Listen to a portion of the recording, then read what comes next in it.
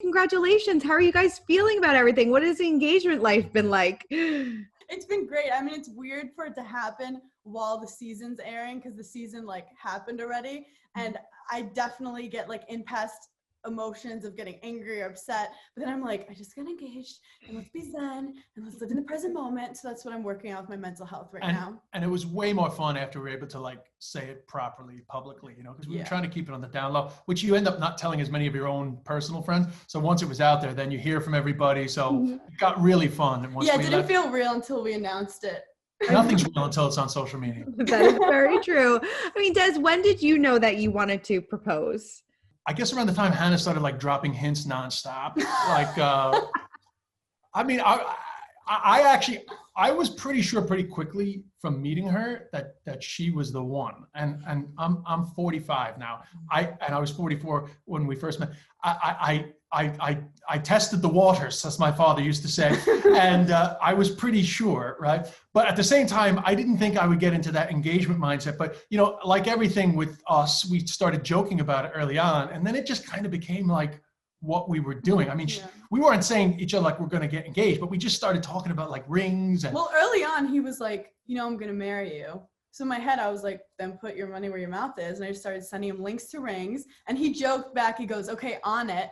And I was like, I think this is a comedy bit, but I'm going to go with it. And then when he proposed, I started crying. I go, are you joking? I thought this whole thing was a joke. I mean, she was a little more involved. She wasn't as surprised when I made the proposal as she's making out right. But I was like, yes, this is the ring I wanted. Thank you. You did a great job, babe. But I mean, when we spoke a few months back, you were pretty much saying the same thing about Des, that you knew early on that this was it, that you wanted to get married, that this was, so it seems like you guys kind of just hit it off right from the bat. Yeah, it felt really easy. And I think during quarantine, it really is a pandemic love. I've never been with him out of quarantine, but the days, I say you have to multiply it by 3 because we're spending so much time with each other. It's very intense. Me filming and him being on the phone with me was super intense. A lot of crying that I normally wouldn't do in the beginning of a relationship, especially when it's not even about them. Yeah, we began with a long distance relationship even though she was approximately 13 miles from me. Because he was in West Hampton. So it's been unorthodox, but I think going through all that stuff together kind of just brought us closer faster. Mm-hmm. Yeah. I mean, kind of walk me through the timeline of the relationship again. So when did you guys start dating? Then you were quarantined together, then you had to leave for summer house, and then Des we weren't quarantined together. We literally met just before she went into summer house. Okay. So our relationship didn't begin until the FaceTimes got more serious as the time went on in the house. Initially, it was just a hookup before she went in, which she was cautious about because she was going in to hang out with some people that she'd been with before, but also she had to be cautious because they were going into a quarantine situation. So the relationship as a relationship didn't really kick off until the FaceTimes got intense as the time went on in our long distance chats. Lots of FaceTime sex. Yeah. Did you feel like your relationship then kind of took a whole new level once kind of Des, you came into the house and filming started? Because it's a lot to throw at a relationship all at once. Yeah. Well, also I was getting nerves because I remembered that I really liked him initially, mid-July when we first met. And then by end of July, I was in the house. So I talked to Sky on the phone. Then I was like, oh my God, I'm going to see him again in person. What if he doesn't like what I look like anymore? Or what if something about him I forgot that I don't like? And because he was just living in the phone, as they say. Right. But you get to see him come to the house and you get to see kind of our initial reactions to each other because it wasn't orthodox by any means. Mm-hmm. I love that. So, and then walk me through the proposal. How long were you planning the proposal? I know that a song was involved and things like that. So kind of tell me of all the details. Well, I mean, the most important thing was I made the decision that I was going to do it on Valentine's Day. I'm actually not a big Valentine's guy, but it is romantic, especially when you go for it, So I just said, okay, I'm going to do it on Valentine's Day. But leading up to Valentine's Day, he kept going, Valentine's Day is the worst holiday, right? That's not anything. It's so lame. And in my head, I was like, I mean, yeah, it's kind of lame, but I want a flower, chocolate or something. But he was being too negative about it that I kind of thought something was up. Yeah. And then also got a little stressful because I kept needing to go into the city to sort out to finish up with the ring, and it kept snowing. It kept like literally being unable to go into the city, and then I couldn't, because of the snow also, I couldn't get a time to go visit her parents to, you know, do the traditional thing of making sure they were okay with it. So actually in the end, I only got everything sorted like literally 2 days before. So by the time the proposal actually came, I was literally sitting there in the morning. I mean, I had an extra 3 hours because Hannah like never gets out of bed, but I wanted to do it while waking her up. So I was up since 6 o'clock. I was going to do it at 9:30, but like literally that morning while I was on my own, I was like, oh my God, I'm literally about to propose here. It almost felt like this can't be, you know, like it can't be that I'm like organizing my coffee and a proposal. But then it happened. The song was just an intro. The song was just a funny way. And also because in the early days of our FaceTime chats, when she was going through hell in Summer House, I was trying to cheer her up. I would send her these funny videos. So I wanted it to be like a throwback to the early days of me trying to woo her and win her over. And so that's why I chose the song. I love that. That is so cute. And then like Hannah, like you said, you were totally surprised and you thought it was a joke. I was surprised, but also I wasn't surprised. Right. Like, I feel like people in the media make engagements like someone, he just finds the perfect ring for you and just proposes.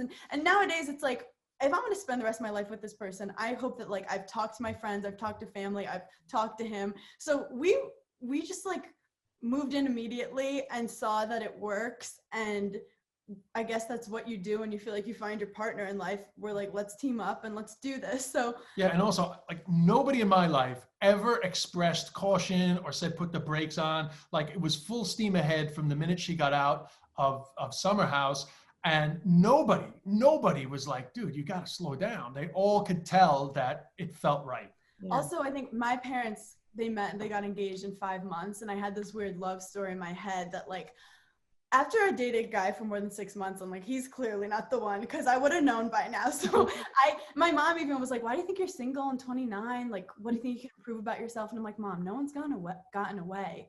I just feel like I haven't met my person. So when it started moving fast, I just was like, oh, that's what I envisioned for my love story. Definitely. I love that. Was the age difference ever a factor for you guys, or did you guys not even pay attention to that at all? I am so mad that I didn't date older guys before. I am so mad. But I feel like as an outgoing, strong, very driven 29-year-old woman, sometimes it's harder for younger guys to be compatible with me. But finding an older guy who's really confident in his career and himself, and he's so wise and has so many great experiences, I really love it.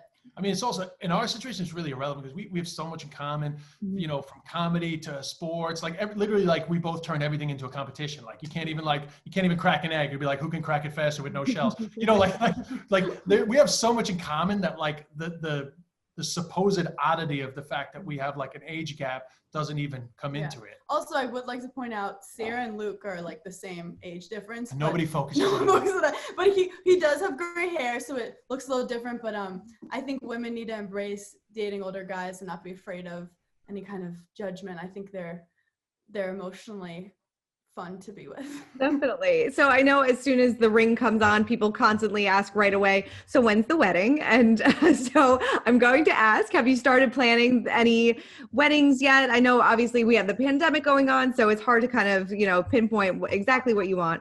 We kind of love the pandemic because it means we can have an excuse to have like a small intimate gathering. Mm-hmm. And also, I know they're vaccinating too fast. Our guest list is growing every day. I was like, Johnson & Johnson, no, we're going to have to invite 150 now. Right. I've never wanted something like too flashy. I'm not trying to do the plaza. I really want to have like a backyard picnic with like, my favorite people. We could be aiming for August. And we'll see. We'll see, just because I'm afraid that when things open up, we want to go back on stand-up tours, and it might be hard for us to find like a calm time. So, I mean. Yeah, I have people that, if it happens, I have people that want to come from Ireland too. Ireland's timeline is actually quite a lot slower in terms of their opening up. So we'll have to make, when we know a little bit more, we'll have to make like a real decision. But right now we're enjoying, you know, potentially planning something. Yeah. Definitely. So a short engagement then, pretty much. Yeah. Potentially. We don't want to jinx ourselves. That's why we're being. Yeah, you just never know. You never know. You never know. But we're not like worried about a short engagement. Yeah. Like, you know, Sure, we're happy for it to happen. It's Definitely. just kind of feel like, you know, I found someone and I don't have to do all the crazy dating thing, and I now can really focus on my career, and I can focus on my family and make things a little simpler in my life. So I just feel really lucky to be in this new phase. Yeah. Kids in the future? I think so. However, I'm not getting off my birth control just yet. One step at a time. Now, what was the reaction to your castmates when you told them that you were engaged? Were they happy?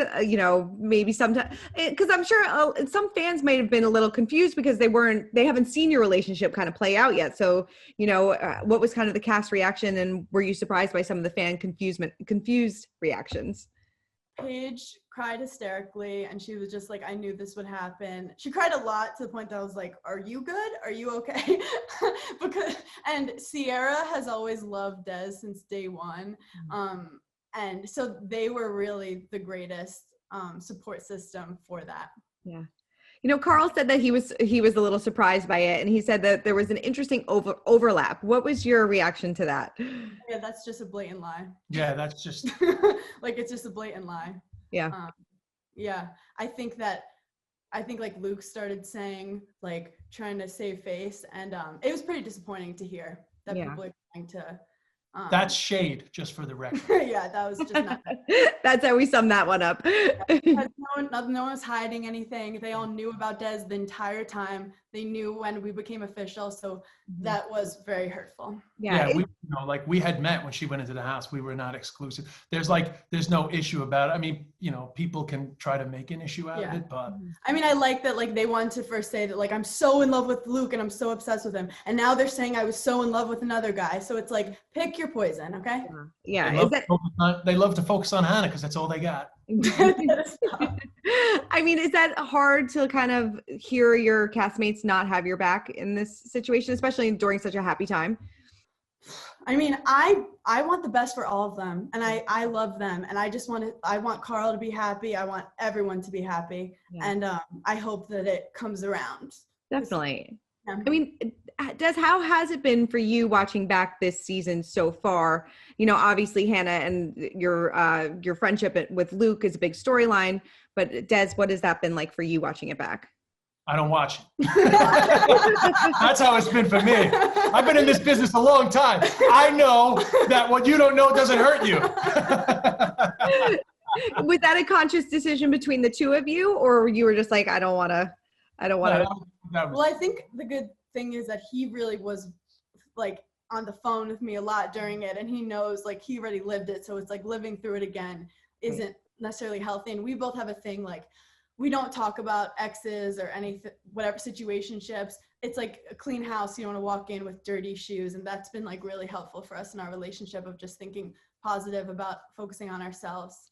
And plus, listen, like, if I would never want to be on camera being stuck in a house with somebody who I had previous relationship with. Like, no matter how you feel about that person on both sides, that's just a difficult thing to deal with. So, like, I don't need to see how they react because it's like none of my business, you know what I mean? And that, I guess that's, we were joking earlier because I was saying, you don't really need to know what people are saying about you normally, because we all talk about our friends when they're not around. Yeah. And if they heard it, they would get upset, but you never hear it. That's the problem with reality TV. The stuff that I've heard, apparently I'm going to get destroyed. You're hearing about stuff that people think about you, which you wouldn't normally do. So that is upsetting. So I unfortunately, I support her with everything, but I don't watch the journey because I don't like how it affects me emotionally when I see stuff that I don't need to see. Sure. Yeah. I mean, Hannah, what's been the hardest part for you to watch back then this season?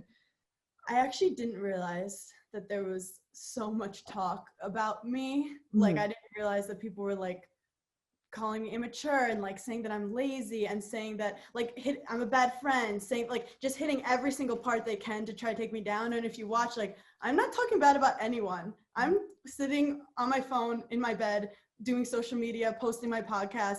I'm actually quite busy. I'm not even going to defend myself because the lazy comment is going to go behind my head. Sure. I think there's deeper issues that people have with me that don't actually involve me. Mm-hmm. I mean, we did just see the mid-season trailer, and Des, we do see you. You make your first appearance. So who was the most welcoming, least welcoming of the cast when you came? Honestly, the funny thing is that they were all in their best behavior with me. Oh, Like yes. you won't hear me say a bad word about Let's these. just say, Christina, certain people would not have yelled at me the way they did if Des was standing next to me, which is hilarious.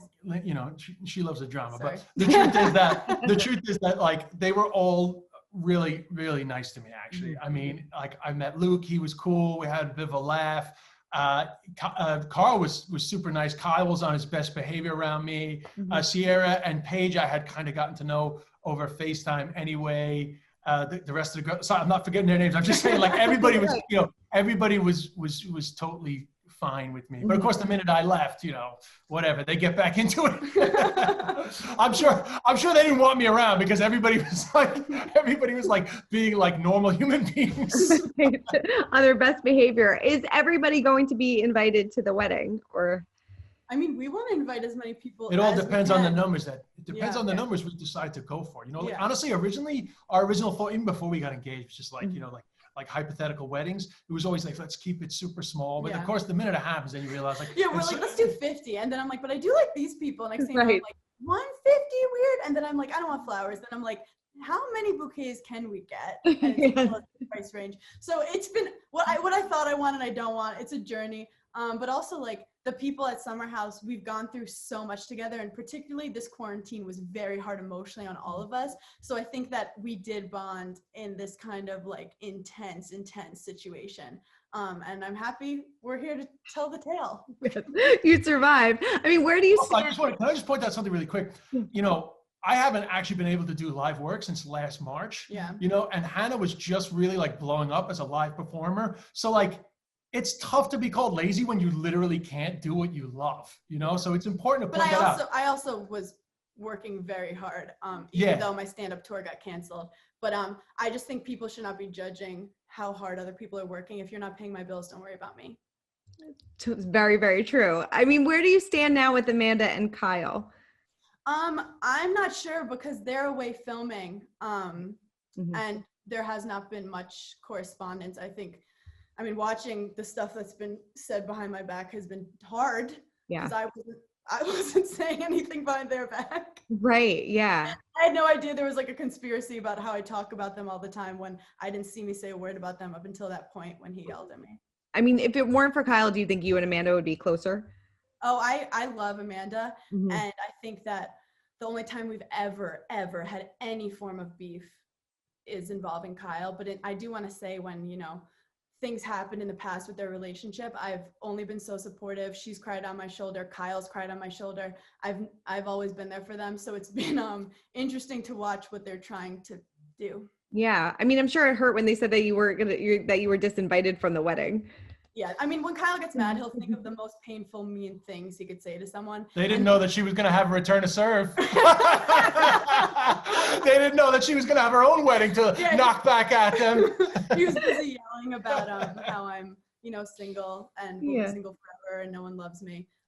But it's just karma has a way of working itself out. I know, but the things people say when they're upset, you know, like it's a long season. I just remember all of them. I remember them all. You know, was it hard for you to watch back the last episode or 2 episodes ago when it seemed like the house was kind of turning on you a little bit, and even Paige said that you were getting a little too big for your britches? Was that? I cried hysterically after watching that episode. It was hard to see like I created a podcast with Paige based on just like believing in ourselves and being like, we're going to take over the world. So then to have someone say you're too big for your britches. No woman is too big for their britches. Every woman should try to be bigger than their britches. But I do think there's actually a lot of like career stuff underlying. I know that, I mean, it's been said to me like that Kyle said everything I've gotten in my career is because of him. And I think you just have to keep that in mind while watching all the drama, because that's just the root of it. And I'm never going to dim my light because it's making someone else feel uncomfortable. Plus, it's easy to stay humble when you have to Google britches. Yes, totally. How does then, in the mid-season trailer, we tease this big fight that happens between Carl, Luke, and Kyle. And, you know, I spoke to Paige, I think, a little bit before the season, and we spoke as well, and said that this was a very traumatic experience for the household. Is that how kind of you would describe it as well? Yeah, I mean, I think we're like family in that, like, we call each other on our stuff. We judge each other. We're always talking shit about each other. But nothing's ever gotten physical in this house. Paige and I were frozen. Like, I remember being like, this is above my pay grade to throw hands. So I'm just like, I'll talk all the shit, but I'm going to step away from this. But it was scary to hear, like, especially men get to a point where their voices were like in another tone of anger. And it was scary, but like, I really think that this season is so crazy because we're in quarantine. I remember day 20 being like, if certain people breathe in my direction, I will snap. And everyone was feeling that type of way. I mean, like, I didn't take out the garbage. I mean, I'm not great at taking out the garbage. I'll own up to that, but it shouldn't have gone as south as it did. But it's a quarantine house and people have to keep that in mind. Right. It's like a sad social experiment. Totally. And then, you know, that we also teased the Lindsay and Luke hookup. I mean, where does everybody stand in that situation, and how did that kind of shake up the dynamic of the household? I think that it definitely added some weird feelings among the group because, you know, Lindsay's on a journey with Steven, as we all were with her. So it's just interesting the stuff you find out. But I really think that Quarantine House like pulled layers down. People couldn't pretend to be a type of way, and you really see people's true colors come out. Yeah. Des, are we going to see more? Like, do you guys want to continue doing the show once, you know, you're in married life? Is this something that you guys want to do together? I mean, that's really up to Hannah, and then obviously it's up to Bravo. Yeah. I mean, I've been doing comedy since 1997. I never saw myself being on a Bravo reality show. You didn't know what Bravo was. Yeah, I usually make documentaries about learning Chinese and about minimum wage. So I you know, it would be a departure for me, but you know. I mean, I feel like the success of my career has come in being like unapologetically myself, very open, just vulnerable, even if it's gross and it's everywhere on podcasts, on stand up, on TV. So we can't like choose our life based on, you know, what people want to see on their TV. But if people want to see it, you know, honestly, I want a reality show where Hannah and I just go on the road touring and trying to reunite America. I love that. I would totally for our humor. I would tune into that. Crying on the phone how much I miss you. No, we're gigging together. Oh, we're together. Yeah, okay. like we travel in America trying to like, you know, bridge the Great Divide. I love that. And I know we said that we don't know exactly who would be on the guest list, but as of right now, if you were sending out your invites, would you send one to Kyle and Amanda and Luke? Oh, Amanda's definitely invited if we expand to like more and more friends. But I mean, do you invite like people you've fooled around with before to your weddings? I don't know what that seems kind of weird. What's the etiquette on that? Yeah. You know? And yeah. Honestly, I would hire Luke to be like the stripper, you know, because he's got a great body. He's got a great abs. He's the bachelorette party entertainment. Yeah, I'm totally fine with that. Yeah, and Kyle could like do phone calls for the wedding. Coming up, he loves phone calls. Yeah, no, I'll get Kyle to like shout at people who aren't working hard enough. It's like, hey, these guys haven't set up the tables. They haven't set up the tables on time. Kyle, do your thing. I love that. I know Kate Chastain left Bravo's chat room. Have you talked to her since she left? Yeah. Yes, Kate is amazing. I look up to her in a lot of her career moves, and she was the one who actually came up with the whole concept for chat room. And she was the one who recommended me to be on it because we had great chemistry, and she kind of created the show together. And then I think she has other kind of newer opportunities that she's decided to take, and I'm just excited to see her future and grateful that she considered me to be on chat room. Definitely. And then are you excited to watch some of your castmates on Winter House? Yes, it's going to be so nice to just kind of sit back, you know, be there for people emotionally and not have any skin in the game.